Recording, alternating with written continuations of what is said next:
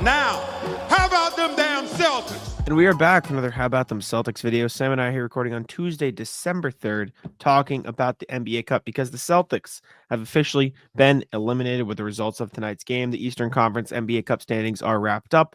The next stage is set. The Bucks will be taking on the Magic, and the Knicks will be taking on the Hawks in the first round of NBA Cup elimination action. And the Celtics have been wiped out. That one loss did it in. That's all it takes in the Cup sometimes. Absolutely. The Knicks clearly had no interest in playing the Celtics. None at all. They had the chance to do it. They were up by 37 at one point in this game. And if you did not see anything that happened, Milwaukee beat the brakes off our Pistons, and then the Knicks beat the brakes off the Magic for 3 quarters, then all of a sudden forgot how to play basketball magically. All of a sudden, when you might have the Celtics move on, you might have to play them. You forget how to play. Forget how to rebound. Kind of embarrassing. Bush League from the Knicks, if you will. We're still awaiting confirmation on when the Celtics will actually play games next week. They will play 2 games. One game will either be on the 12th or the 13th. The second game will be on the 15th or 16th. I believe Bobby Manning posted that the league will draw from a pool of teams that they only play 3 times in the season. So I think that Indiana, Washington, and one other team are like the favorites that they would play. Not bad. Yeah, based on how things shook out, it would be the Celtics traveling to Indiana and host Detroit again late next week, though a home game against DC is still possible. That is Bobby's hypothesis. I see. Excuse me. I see. That makes sense. Yeah, I mean, like you mentioned, the Knicks were up by a bunch in this game and then started jacking up some threes that didn't go in, and then they pulled their starters slowly. And then the Magic didn't. The Magic knew what was happening, which was smart, and they left their starters in till the end and said, we don't want to get eliminated, so we're going to play our guys. So it is what it is. Like you said, half of it happened. The Bucks won, but this one did not shake out the way you needed it.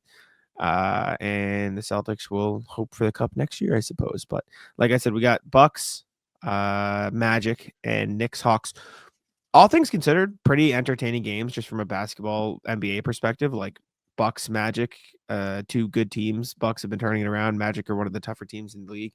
And then obviously Knicks Hawks has its own history. But even past that, the Hawks have been, I don't know if surprising team is the right way to say it, but a better team than people expected them to be.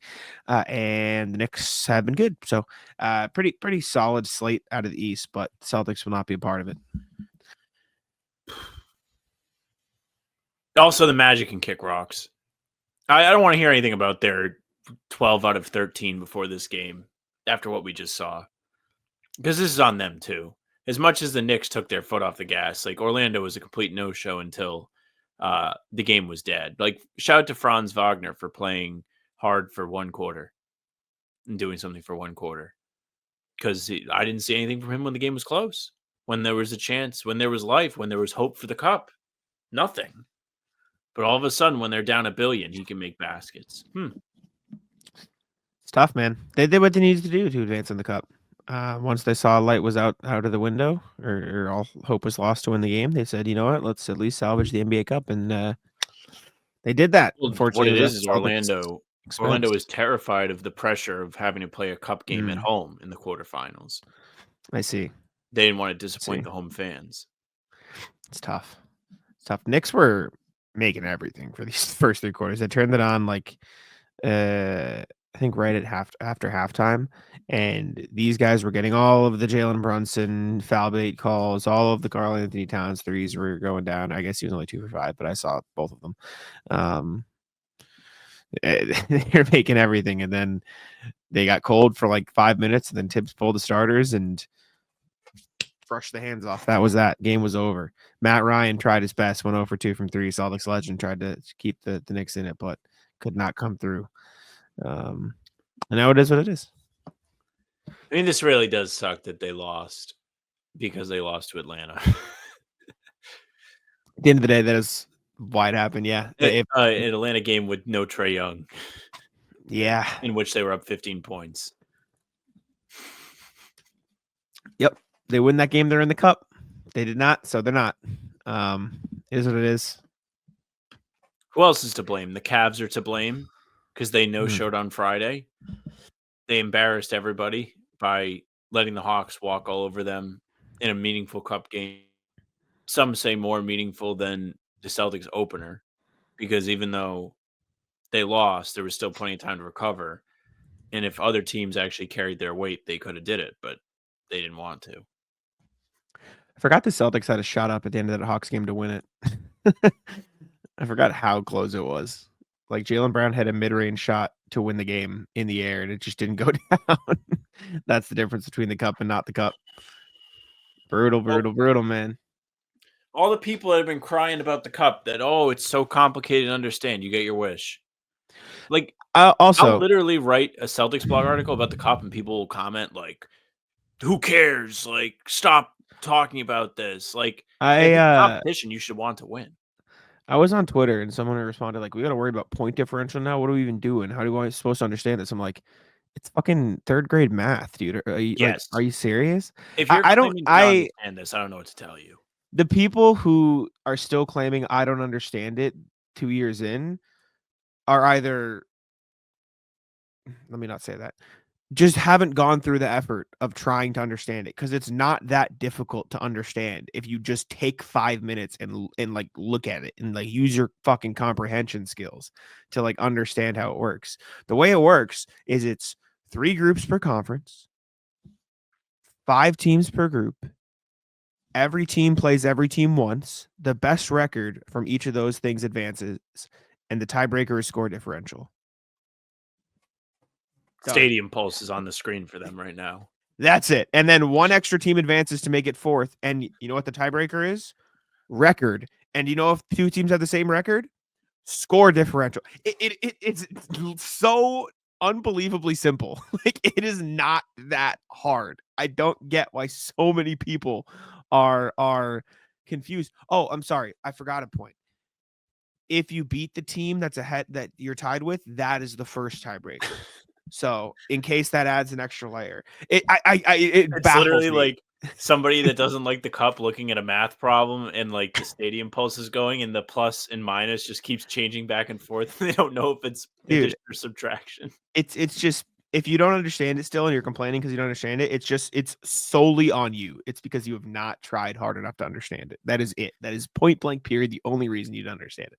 Anyways, Celtics are out of the cup. No more cup games for the Celtics. Like Sam mentioned, probably Wizards, Pistons, Pacers, some mix of that next week for games. And we will hope for the cup next year, I suppose. Yeah, I'm doing one more scroll to see. I don't see any news about what games they'll play. Yeah.